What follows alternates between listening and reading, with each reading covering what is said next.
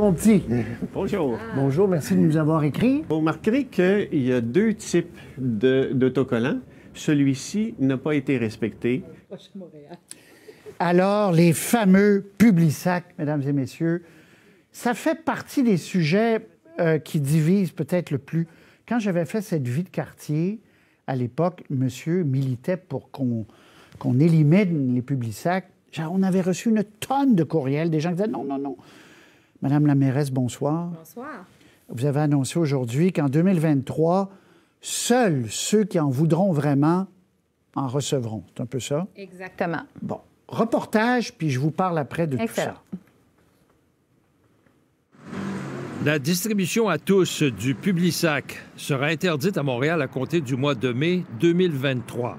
Mais la Ville va quand même permettre sa distribution aux citoyens qui en font la demande. Ils n'auront qu'à placer cet autocollant sur leur porte d'entrée ou sur leur boîte aux lettres.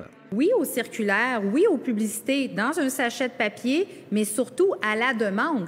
On est en 2022, là. On ne peut pas produire des circulaires qui sont distribués en se disant, bon, ben, coudon, il y en a un peu qui sont consultés, puis il y en a beaucoup qui se retrouvent en site d'enfouissement ou à l'usine de recyclage. La Ville de Montréal veut atteindre la cible zéro déchet d'ici 2030.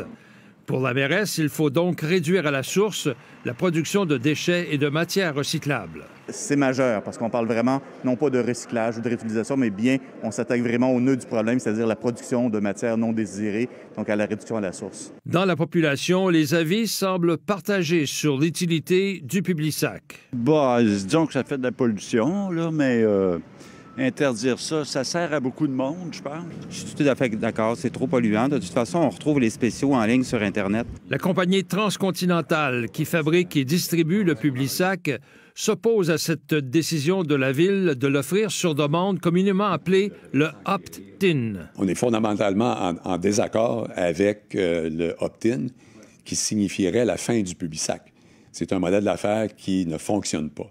La mairesse rappelle que chaque semaine, ce sont quelques 800 000 circulaires et autres publicités non sollicitées qui sont distribuées dans la métropole, dont une partie n'est pas désirée ni utilisée. Ici Jacques Bissonnet, Radio-Canada, Montréal. Madame la mairesse, rebonsoir. Donc, 800 000 par semaine. Il faut se rendre compte, c'est énorme. C'est énorme. C'est vrai qu'il y a beaucoup de gens qui n'en veulent pas. Puis c'est vrai que des fois, ils ne respectent pas le petit collant.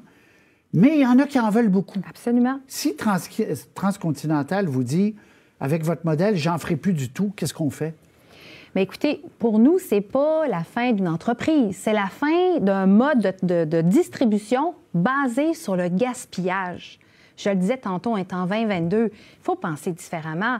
Et ce que j'ai annoncé ce matin, c'est qu'à partir de maintenant, c'est un programme d'adhésion volontaire. Puis ça aussi, je pense que les gens sont rendus là.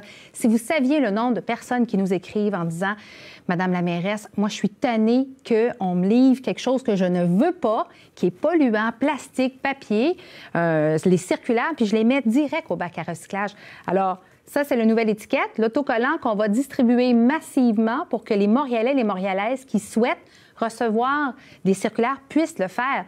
Mais je pense que quand on a des objectifs de réduction des déchets, des matières recyclables, à un moment donné, il faut s'adapter. Oui. Avez-vous fait des études des 800 000 par semaine? Combien, d'après vous, vont vouloir en recevoir? Combien vont mettre le petit truc vert?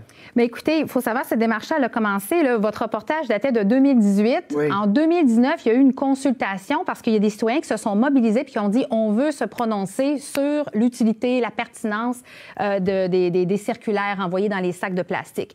Et après ça, il y a eu des sondages qui ont été faits. Pour l'instant, on pense que c'est à peu près moitié-moitié. Donc, il y a 50 grosso modo, de la population qui souhaite recevoir des circulaires dans un sac que nous, en plus, là, on dit qu'il doit être en papier, parce que le plastique, ça suffit, là. Mais on en a 50 qui disent, moi, je ne veux pas le recevoir. Alors, je pense qu'on est dans un modèle, ce qu'on propose, c'est la façon cohérente, intelligente, puis honnêtement, qui respecte les consommateurs et encore une fois, qui respecte la planète. Je l'ai dit ce matin, le statu quo, là, c'est plus une option. OK, c'est un petit geste, enfin un petit geste. Mais quand même important. Oui, qui touche beaucoup de monde. Mais encore une fois, si Transcontinental vous dit et dit aux gens, nous, c'est plus assez rentable si on en distribue 300 000.